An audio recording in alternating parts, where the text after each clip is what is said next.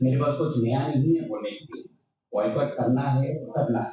Simple theory है, ये दिमाग में डाल लें आप लोग कि terrorism and tourism can't go together, दोनों एक साथ नहीं चल सकते। अगर टर्की ने, अज़रबैजान ने उनका साथ दिया है तो हमारा धर्म बनता है कि हम लोग अपने को रोके, जब जहाँ तक रोक सकते हैं हम लोग रोकें।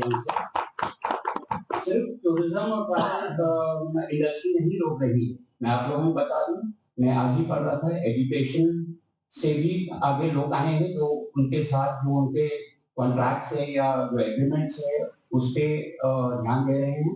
फैशन इंडस्ट्री में भी लोगों ने इस पे रोक लगानी शुरू कर दी, जैसे मिंत्रा वगैरह है, they are stop doing this. And मेरे पास जो फिगर है, करीब 2 साल में पिछले अराउंड 6 लाख लोग टर्की और अज़रबैजान गए थे। और दूसरी बात ये मैं कहना चाहूँगा, as far as the airline booking is concern, उस पर इमीडिएट रोक लगाना तो मुश्किल है, बिकॉज़ टर्किश एयरलाइन इन दिनों काफ़ी फेवरेट एयरलाइन हो गई थी और उसकी हमारे इंडिया में भी कुछ एयरलाइन के साथ में बायलैटरल एग्रीमेंट है जो इतनी जल्दी से समाप्त नहीं हो सकती। और इस बायलैटरल एग्रीमेंट के तहत लोगों को बहुत सस्ती दरों में टिकट भी अब्रॉड जाने के लिए मिल सकती है। ये भी एक विषय की बात है जिसको इमीडिएटली हम लोग रोक नहीं लगा सकते हैं। जो लोग अमेरिका जा रहे हैं, यूके जा रहे हैं, यूरोप जा रहे हैं, तो उनकी फर्स्ट चॉइस आज टर्किश एयरलाइन हो रही है, जस्ट बिकॉज एयरलाइन अच्छी है और सस्ती दाम में टिकट मिल जा रही है। तो इस पर भी विचार करना होगा कि एयरलाइन को भी देखना है, सबको देखना, और हम लोगों को अपना जितना रोक कर सकते हैं हम लोग अपना बुकिंग वगैरह। भारत विश्व में बहुत बड़ी शक्ति बन चुका है, यहाँ से इतने लोग घूमने चाहते हैं। मैं आपको कुछ फिगर देता हूँ, जैसे थाईलैंड हमारे बगल में कंट्री है, पिछले साल 25 लाख लोग भारत से घूमने गए थे। 25 लाख। दुबई और थाईलैंड हम लोग तीसरी सबसे बड़ी कंट्री है टूरिज्म के मामले में, चाइना, कोरिया, उसके बाद इंडिया का नंबर आता है। और कोविड के पहले इंडिया, जैसे थाईलैंड की बात करें तो इंडिया 7 या 8 लाख हर साल जाते थे मैक्सिमम, और इस साल अभी तक 8 लाख लोग जा चुके हैं। तो आप समझ सकते हैं कि इंडिया टूरिज्म के मामले में कितनी बड़ी शक्ति है। जहाँ तक टर्की और अज़रबैजान का सवाल है, टर्की में पिछले साल 2024 में करीब 3.25 लाख भारतीय गए थे घूमने के लिए, और अज़रबैजान में करीब 2.5 लाख भारतीय गए। टर्की में कुछ शादियां भी हुई हैं, कुछ कॉन्फ्रेंस और सेमिनार वगैरह भी हुए हैं। अगर हम सिर्फ एयरलाइन और होटल के खर्चे को जोड़ते हैं तो करीब 3,000 करोड़ रुपए से ऊपर भारत में टर्की में दिया है। वैसे अगर हम अज़रबैजान की बात करें तो तकरीबन 2,000 करोड़ रुपए सिर्फ एयरलाइन और होटल का खर्च दिया है। इसके अलावा अगर किसी ने शादी की है, वहां पर किसी ने कॉन्फ्रेंस किया है, किसी ने परचेजिंग की है, वो अलग है। तो आप समझ सकते हैं कि भारत की टूरिस्ट कितने बड़े फोर्स है। अगर हम टोटल खर्चे को जोड़ते हैं, अगर जो 3.25 लाख टूरिस्ट अगर टर्की में जाते हैं और पूरा खर्च करते हैं तो करीब 6-7 हजार करोड़ रुपए से ऊपर का आता है।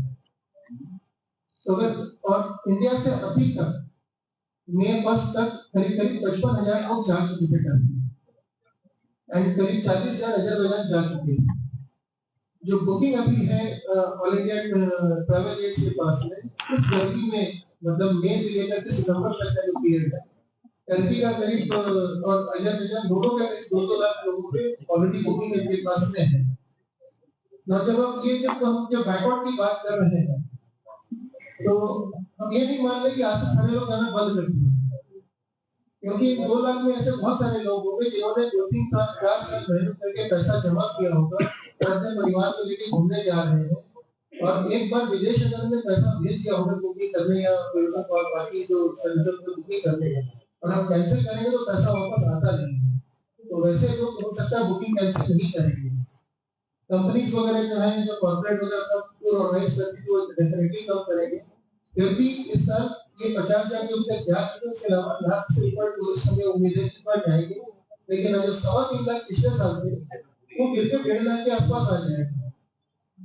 तो टर्की और अज़रबैजान दोनों की इकोनॉमी में टूरिज्म के द्वारा बहुत बड़ा डेट लगा सकते हैं। और वहीं अगर हम जैसे दुबई की बात करें, पिछले साल 15 लाख के आसपास टूरिस्ट गए थे दुबई। सिंगापुर करीब 8 लाख टूरिस्ट गए थे इंडिया से। तो आप समझ सकते हैं कि हमारा अपना कितना बड़ा मतलब कंट्रीब्यूशन है वर्ल्ड टूरिज्म में, और हम किस हद तक जा रहे हैं। तो मुझे उम्मीद है कि जो ट्रैवल एजेंट एसोसिएशन ने पूरे ऑल ओवर इंडिया में जो ये बैकवर्ड का कॉल किया है, इसका रिजल्ट बहुत दूर तक जाएगा। और जो भारत को हम लोग जो मजबूत बनाने की बात कर रहे हैं, उसमें हम ट्रैवल एजेंट का भी सहयोग इस रूप में रहेगा। उसके लिए हम आप सबका सहयोग चाहते हैं। धन्यवाद। कहते हैं देश सबसे आगे है, और जो देश का नहीं और जो देश के खिलाफ जा रहा है, तो हमें उसकी खिलाफत तो करनी होगी। और किसी भी लड़ाई में 3 तरह से हम योगदान देते हैं, तन, मन, धन। तो तन से तो हमारे आर्मी वाले वहां पे जो भी सामना पाकिस्तान का किया, तो हम कम से कम जो हमारे दुश्मन के साथ जा मिले, टर्की जैसी कंट्री, तो हम उसको कम से कम, जैसे हमारे उपाध्यक्ष जी ने कहा कि 0.5% हमारा टूरिज्म भारत से टर्की गए। ये बहुत बड़ा नहीं है, मगर कहते हैं कि इट्स बेटर देन तो हमें ये बहुत बड़ा परसेंटेज नहीं है, मगर हमें विरोध तो करना होगा। और विरोध जब हम करेंगे तो उनको चोट तो लगेगी, और चोट लगेगी तो अगली बार वो भी हमारे गद्दारों के साथ, हमारे दुश्मनों के साथ जो कंट्रीज हैं, वो जाके मिलने में 10 बार सोचेंगे। तो इस तरह का जब आर्थिक प्रतिबंध उन पे लगेगा, तो उनके भी जो होटल्स होंगे, उनके जो होंगे, तो उनको भी, उनकी गवर्नमेंट को भी ये प्रेशर पड़ेगा।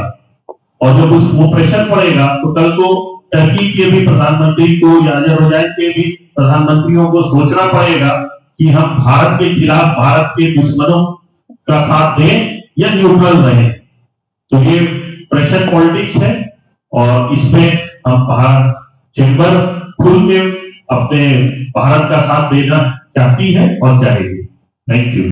और भारत ही पहला देश था जिसने सबसे पहले वहां पे 12 घंटे में यहाँ से एड भेजा था। यहाँ से 99 लोगों की मेडिकल टीम गई थी, 7 करोड़ का अनुदान दिया था, दवाइयाँ, ड्रोन भी दिए थे जो काफी काम आए थे। उनके ड्रोन जो मलबे में दबे थे, उनको खोज के निकालने के लिए। तो टर्की 2 साल पहले की मतलब बात को, दोस्ताना को भूल गया। वहाँ के जो मिनिस्टर्स थे, उन्होंने भी काफी इसको सराहा था कि सबसे पहले, और इतने शॉर्ट नोटिस पे, मतलब इतने शॉर्ट टाइम पे इंडिया ने उनको सहायता की। और उस 2 साल पहले की जो दोस्ताना व्यवहार इंडिया ने किया था, उसको भूल के उन्होंने पाकिस्तान का सपोर्ट किया अभी, और ड्रोन और आर्म्स एंड एम्युनिशन पाकिस्तान को सप्लाई किए। तो हम लोग सब इसके अगेंस्ट हैं। हम लोग, ये बहुत ही अनैतिक काम किया टर्की ने, अजरबैजान ने, दोनों ने। तो हम लोग सब आज इसी के लिए मीटिंग बुलाएं। जिस देश से और जिसके साथ हमारा अंतर्राष्ट्रीय रिश्ता इतना अच्छा था, जिस तुर्की और अजरबैजान से आयात और निर्यात सभी क्षेत्र में बहुत 80% 70% होते थे। अभी अब किसी मजबूरी से या फिर उन्होंने हमारे दुश्मनों का साथ दिया, इस वजह से हमें बॉयकॉट या ऐसी चीजों का निर्णय लेना पड़ रहा है। ये हमारे व्यापार पे भी बहुत इफेक्ट करेगा, और हमें करना भी चाहिए, क्योंकि जो देश के खिलाफ है वो हमारे खिलाफ है। दूसरी बात है कि हमारे ऊपर, हमारे केंद्र में जयशंकर सर बैठे हैं, जो साउथ ईस्ट एशिया के सबसे, मुझे लगता है सबसे बड़े डिप्लोमेट हैं। उन्होंने काफी अच्छा स्ट्रैटेजिकली, डिप्लोमेटिकली कुछ हैंडल कर रहे हैं, और हमें उनका निर्णय, हमें उनका स्ट्रैटेजी विश्वास करना ही होगा। और देश जिस ओर जाएगी, फेडरेशन हो या व्यापारिक संस्था हो, उस ओर हम चलेंगे। तो उसी आशा के साथ कि जिस दिशा में कंट्री जाएगी, उस दिशा में हम जाएंगे। हमारा व्यापार को थोड़ा असर करेगा, पर हम देश के लिए ईमानदार हैं, तो वैसे ही बढ़ेंगे। धन्यवाद। अगर देश की सेवा करता है तो उनकी ईमानदारी से व्यापार करके अपनी देश की सेवा करते हैं, और जब जरूरत पड़े तो हम अपना प्रॉफिट भी सैक्रिफाइस कर सकते हैं, व्यापार भी कम कर सकते हैं, देश की सर्वोपरि। और मुझे ये बहुत गर्व के साथ खुशी हो रही है बोलते हुए कि जैसे चेंबर में बाकी सब देश भर में जितने भी एसोसिएशन या चेंबर्स थे, उनमें से चेंबर की बहुत ही पहले दिन ही हमारे जो सब कमेटी चेयरमैन संजय शर्मा जी ने अनाउंस कर दिया था कि हम लोग कैंसिल कर रहे हैं किसी भी तरह का जो फ्लाइट्स है या हॉलीडेज है, हम सब उनको स्वेच्छा से कैंसिल कर रहे हैं, भले उनमें कोई भी लॉस हो, बोले मैं अपने कस्टमर को मैं रिफंड करूंगा कि सारी tours and packages to Turkey उन्होंने कैंसिल किए। कम से कम 50 पैकेजेस ऐसे थे उन्होंने जो स्वेच्छा से उन्होंने कैंसिल किया और रिफंड भी दिया उन्होंने अपने। तो ऐसी देशभक्ति का एग्जांपल हमारे एग्जीक्यूटिव कमेटी मेंबर्स या सब कमेटी मेंबर्स दे रहे हैं, तो हम सबको इसकी तारीफ करनी चाहिए और एक तरह का मिसाल प्रदान करना चाहिए। Thank you. जितनी लगता है उन्होंने सब बात सही है। इसीलिए मैं कहना चाहूंगा कि मैं फिगर्स को देख रहा था, टोटल ऑलमोस्ट 66 लाख लोग जो हैं, 66 लाख लोग जो हैं टर्की गए थे लास्ट ईयर टूरिज्म में, और भारतीय जो गए थे यहाँ से वो 3,30,000 के आसपास लोग थे। तो टोटल टर्की का जो टूरिज्म था 0.5%, इंडियन कॉन्ट्रीब्यूशन था 0.5% ऑफ द टोटल टूरिज्म। मेरा ये कहना है कि ये बहुत अच्छा हम लोगों ने निर्णय लिया है। सिर्फ हम लोगों ने नहीं निर्णय लिया है, फिल्म इंडस्ट्री ने भी निर्णय लिया है, और दूसरे कैट है, फिक्की है, सब लोगों ने निर्णय लिया है कि अजरबैजान और टर्की के साथ हम लोगों को अपने व्यापारिक रिश्तों को तब तक सस्पेंडेड रखना चाहिए जब तक वो एक सम्मानजनक जब तक वो हमारे राष्ट्र के प्रति अपना सम्मानजनक रवैया नहीं अपनाते हैं। तो मेरा इसमें ये कहना है कि चेंबर जो है राष्ट्र भावना को सर्वोपरि रखता है, और जो भी हमारे राज्य हमारे देश के साथ इनका जैसा जो रवैया है उस रवैये की हम लोग भी निंदा करते हैं। और व्यापार और हमारा टूरिज्म, चूंकि टूरिज्म कमेटी की मीटिंग है, तो हम लोग उसको तब तक सस्पेंडेड रखेंगे जब तक चीजें नॉर्मलाइज नहीं हो जाती। की तरफ से हम लोग प्रेस मीडिया के माध्यम से पूरे झारखंड की तरफ एक संदेश देना चाहते हैं कि हमारे देश भारत के खिलाफ और पाकिस्तान का जो सपोर्ट कर रहे हैं, हम लोग उनको बॉयकॉट करेंगे। तो ये बहुत अच्छी बात है, और इसी के तहत इसी कड़ी में हमारे महासचिव आदित्य मल्होत्रा जी से अनुरोध करूंगा कि कृपया अपनी बातें रखें। उसके तहत दो देशों ने जिस तरह का समर्थन पाकिस्तान को दिया, वो हर देश प्रेमी के लिए चिंता का विषय है। आज हमारे जो जवान जो शहीद हो रहे हैं और हमारे पड़ोसी मुल्क से जो अत्याचार हो रहा है, इसको बढ़ावा देने के लिए कोई भी देश अगर पाकिस्तान की मदद करता है तो निश्चित रूप से हर देशवासी का ये धर्म होता है कि वो अपने देश के बारे में सोचे। Federation of Jharkhand chamber of commerce भी इस तरह से इसके प्रति चिंतित है, और आज हमारी tourism sub committee, civil aviation sub committee और जो हमारी 3 जो सब कमेटीज हैं चेंबर मिलकर इस प्रेस कॉन्फ्रेंस का आह्वान किया गया है, और हमारी आवाज दूर दूर तक जानी चाहिए।